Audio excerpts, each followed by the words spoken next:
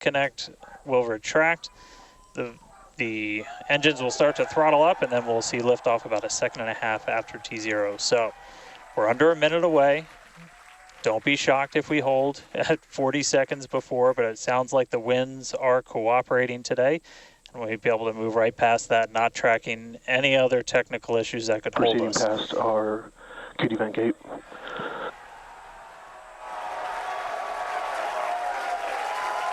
Through the QD vent gate, past the 40-second hold. Go for launch. Flight Director Ty Huntington telling the team we are go for launch. So 20 seconds to go. Let's listen in. T-minus 10, 9, 8, 7, 6, 5, 4, 3, 2, 1.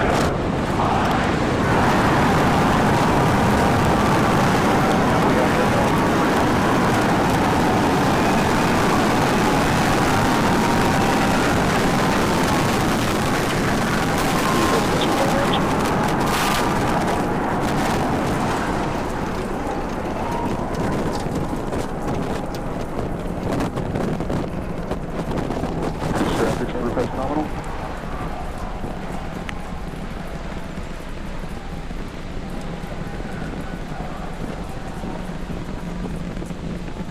30 seconds into flight, we are feeling the rumble. We are seeing 33 out of 33 Raptor engines ignited on the Super Heavy booster.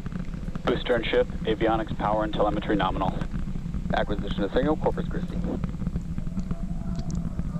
Continuing to get good call-outs. Our trajectory looking nominal, systems looking nominal. Just amazing to see all 33 lit up once again.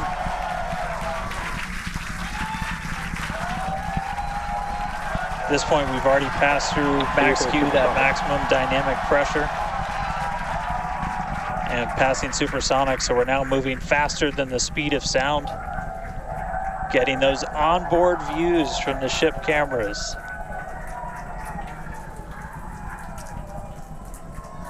Now the next major milestone is going to be a hot staging maneuver. Again, we're going to be doing that in just about 90 seconds. To do that, we're going to shut down all but the 3 center Raptor engines on Super Heavy. That'll be our MECO, our most engines cut off. And then the clamps holding the 2 stages together are going to release. Starship second stage will ignite its engines, the RVACs first, the sea levels right after that. The sea level engines will be splayed or just kind of pointed out at about a 15-degree angle. So if you look close and we get good tracking, you might be able to see those center right after. And so those 6 engines will push Starship off of the booster.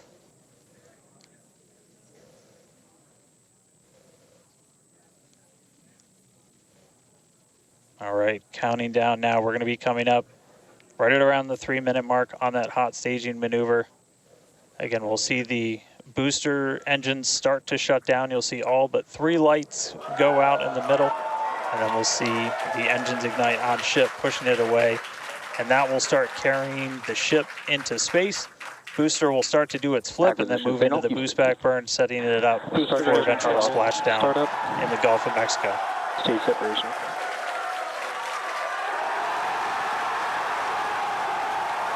Boost back startup.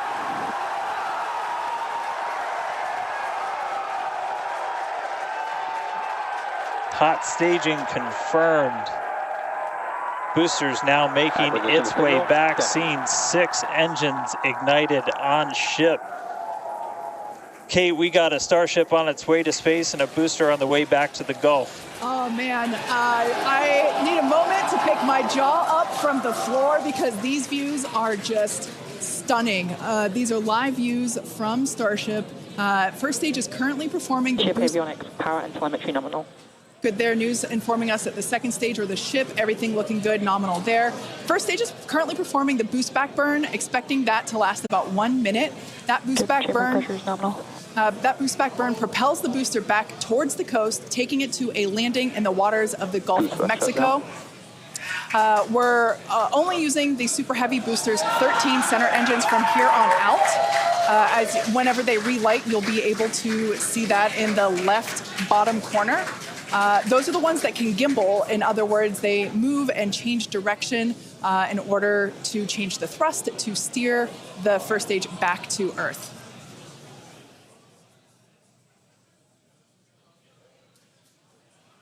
Wow, these are just incredible views coming to us.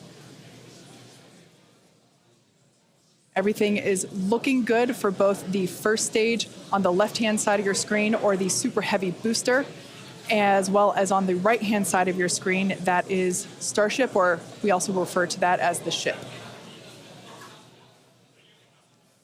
Now, the boost back burn was the first of 2 burns required to return it to Earth.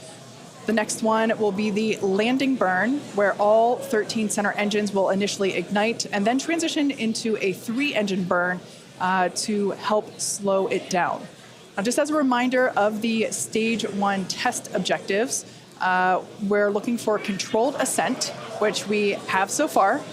Stage separation, which, gorgeous, we cruised right through it, as well as on a nominal trajectory.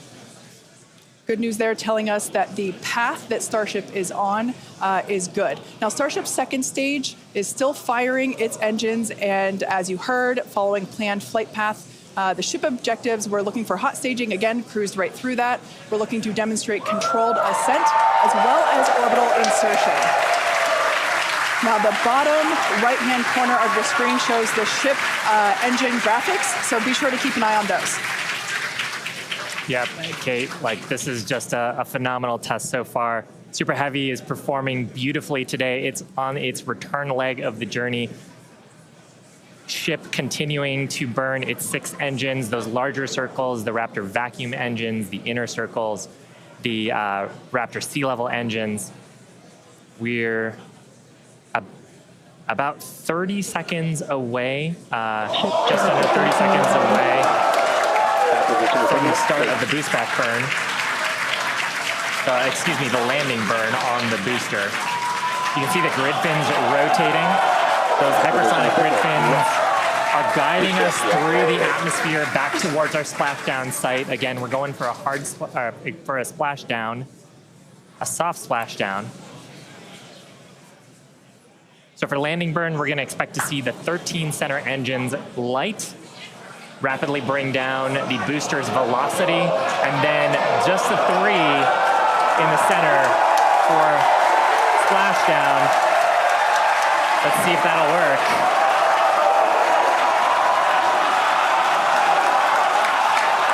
We're getting a few engines.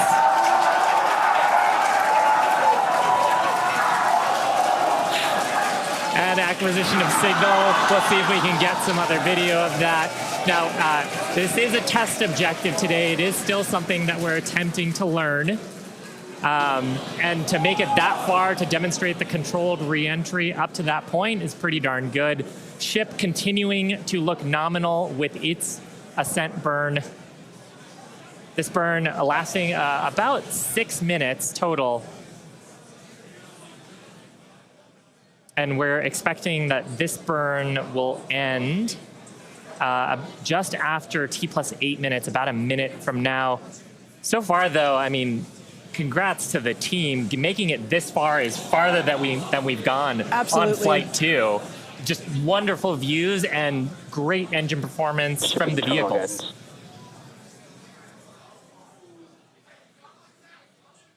So far, we've hit controlled ascent. We're in the middle of that right now. We demonstrated the hot staging. Kate, as you said, cruised through that. We demonstrated controlled entry of the booster.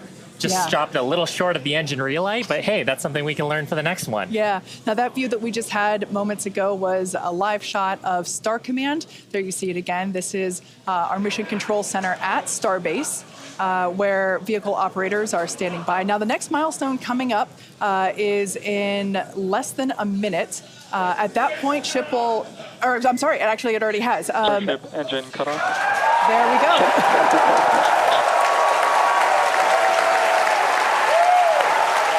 As you heard there, by the call out and from the crowd behind us, Starship nominal orbit insertion.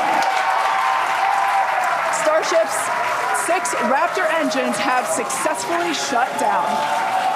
We heard a call out for nominal orbital insertion, which is incredible. Look at these views, Dan.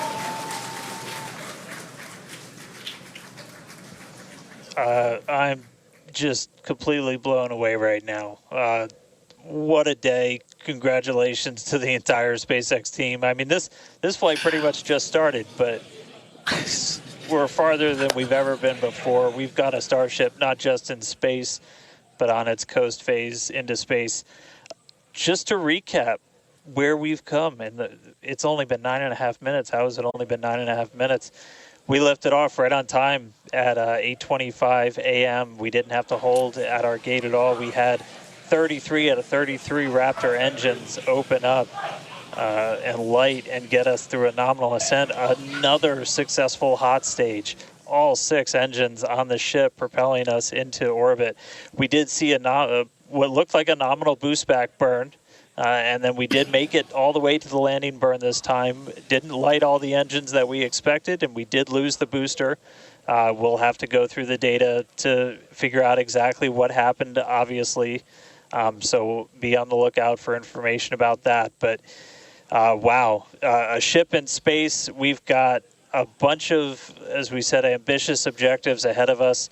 Over the next couple of minutes and pretty much over the next hour, where we're going to really, we've got the ship in space. We're now going to take advantage of this and try and learn as much as possible about some of the other systems, including that first ever Raptor relight in space. So it's just going to be incredible. So all of that still to come.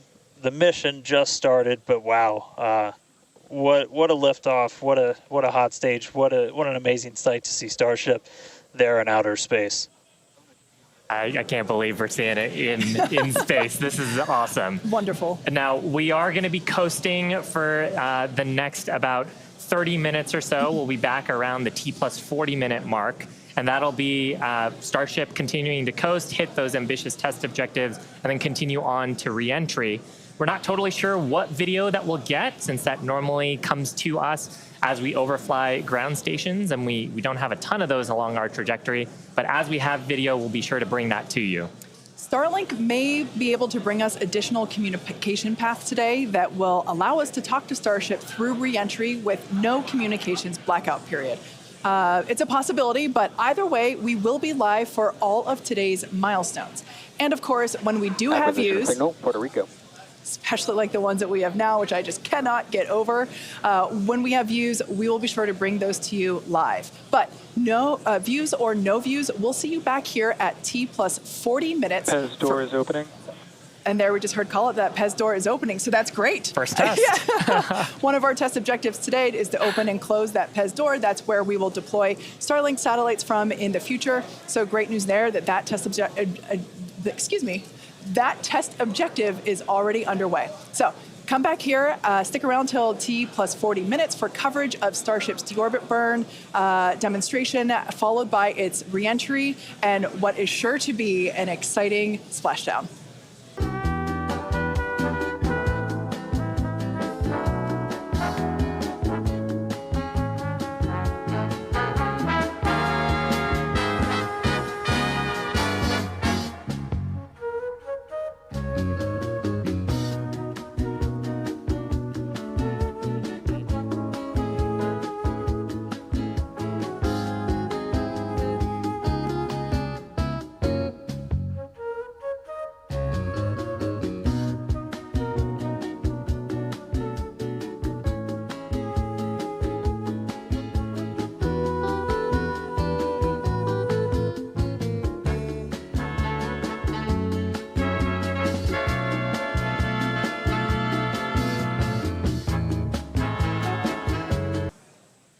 Yeah, that's right. And one of the really primary reasons we want to use Starlink is to just gather as much data as possible. It's been said the data is the payload on one of these flights, where we're putting this flight hardware in a real flight environment, trying to learn about it as much as possible.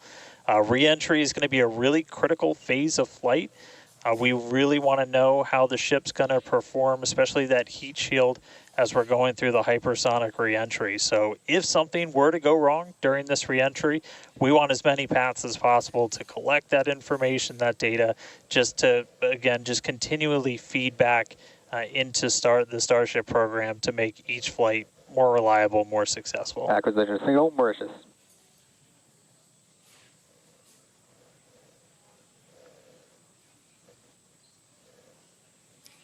Now, if Starship manages to make it all the way through reentry, we'll collect valuable data on Starship flying through the Earth's atmosphere at hypersonic speeds, meaning more than 5, or at this point, will be more than 5 times the speed of sound. Now we're watching these live views, HD views by the looks of it, thanks to Starlink. You can see that the flaps there on the ship might be actuating.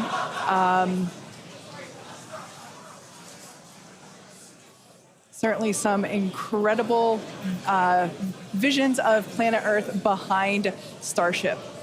Now, we've already validated Starship's ability to fly and land at subsonic speeds. You might recall those suborbital flights from a few years ago, and we can see those flaps there.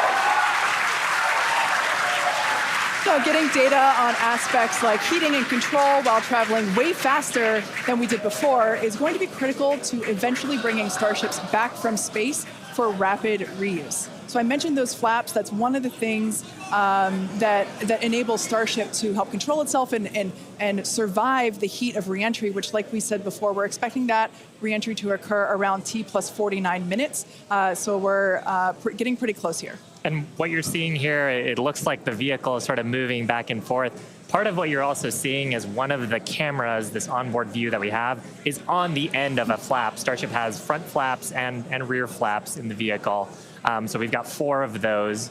And oh man, we can see the heating on those flaps as we're starting to re-enter the Earth's atmosphere. This is where the Earth's atmosphere is doing the work to slow us down. Now, like we said, this plasma field is, what a view. We hope to maintain these views throughout. Starship is so big that we're hoping that the plasma field doesn't entirely blanket the entire vehicle. Right now, it is not. The Starlinks are still... brought to you by Starlink. Yeah, the Starlinks are still communicating and still capturing the data and the video that we see here. I mean, Shiva, this is just absolutely incredible views. We've never seen anything like this before. This is the biggest flying object ever in space. Absolutely, Kate. And it's important to note, with the ascent burn that we did was to get us to orbital velocities, even though we were on a nearly orbital trajectory. So the heating and the loads that Starship is going through right now are what it would be getting if it were recovering from an orbital mission. And just the fact that we have views through entry, this is incredible. Yeah. Again, this is the furthest and fastest that Starship has ever flown. And you can definitely tell by the crowd here in Hawthorne.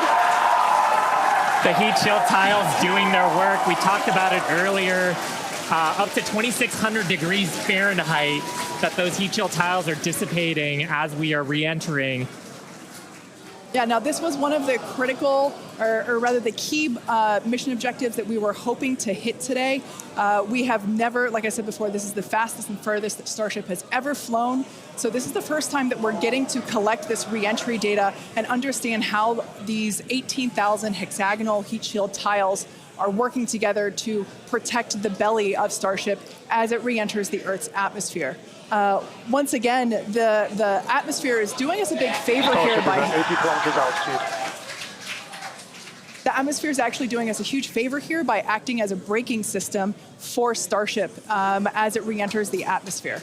And that's part of the reason why the flaps are so important. We're using the body of Starship and the drag from the atmosphere to slow us down from orbital speed. But you want the vehicle to remain stable. You want those heat shield tiles pointed down so they can absorb the heat of the Earth's atmosphere.